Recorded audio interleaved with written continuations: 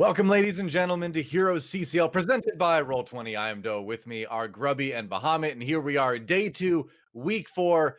Grubby, how you feeling? Does your voice ever get tired? Like, you stream 24/7? I'm sure you're talking to like your family and stuff like that when you're not streaming or on CCL. Like, do you just have the iron voice? What's going on?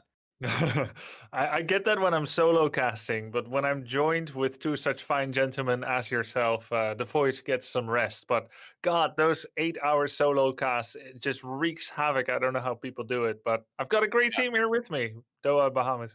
Indeed, we do. Bahamut, the other member of the team. How you doing, man? I'm great. I'm really looking forward to these games and just excited for more Heroes CCL on a Sunday. Yeah, exactly. Well, we'll get into the games in a moment. We'll check out everything we need to know to get the day started. But first, let's check out something very important to all the players out there, of course, the prize pool. And it is just amazing that we are already over 14,000 in total donations. Of course, 60% of those go to the players. Another 40% go to cover some production costs. But it just blows my mind. And I say it every week because I feel it every week, that it's so cool to see the fans come out and support a game they love like this and really grow grassroots esports, right? Like, this is esports at its most purest, in my opinion. Yeah, you see it in the streams too, like the player streams. People are watching these players. Yazoo yesterday, of course, got quite a little bit of limelight from us. And I think generally the viewership is going up for Heroes of the Storm in general, probably in part thanks to the CCL and people's love for the game and the highest level plays that we see in the CCL. True enough. Well, let's take a look at what the highest level play some of these teams have been able to bring us so far. Let's check out the standings as we are at the moment in CCL anyway. We've got a couple teams with 3 wins. Oxygen, though, the only undefeated team. We'll see if they keep that streak going today.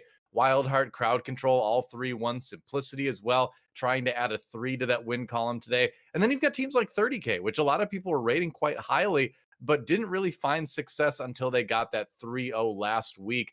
But just looking at this list, Grubby, what do you expect to see change today?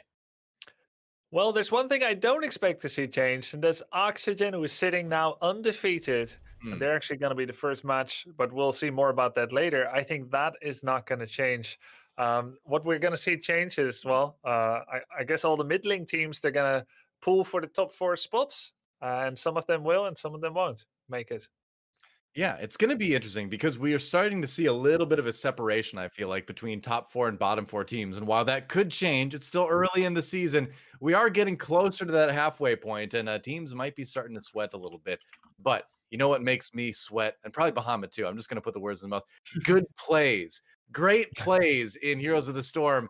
And we've got some for you to take a look at. So let's take a look at the clean plays presented by Buchanan. What do? Do you just turtle up for 20? What's the game plan for the side of Wildheart? What's your window to come back into this game? Is it that talent tier, or is it an overstayed fight potentially?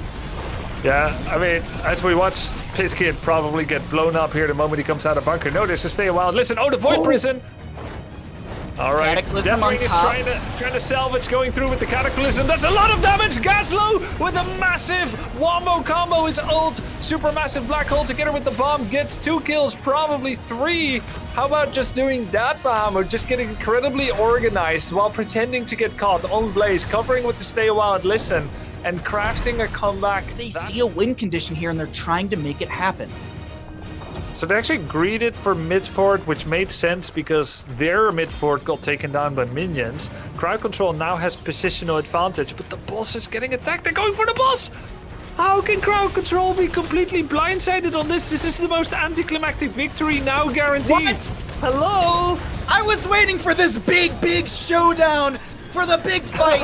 And what's going to happen is boss will be taken at 19 minutes. And game number 2 goes over to Sidestep Kings. Your body does block things into him, onto this Leorc, or excuse me, onto this Uther. Tried to walk out to get the Divine Shield, but they can't get it phase shift in from Brightwing onto Masquerade. They only have the 50% reduction. There's going to be the Gust coming out from Falstad. That's splitting this fight. Chimera is trying to get some damage over here, but that's Joanna going down. Wraithwalk from Leorc, but the short distance blink heals have been enough to keep Liam alive. Hello? Oh, no D-shield again in this fight.